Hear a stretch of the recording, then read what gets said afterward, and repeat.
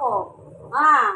Namiss siya ni Papi. Ayaw niya ako lumabas ng siya cage. ni Papi. Sabi ko, hay ka na. Kinukuha niya siya next time niya, ayaw niya ako umalis. Ayaw niya? Kagabi pa niya kami hindi pinapansin.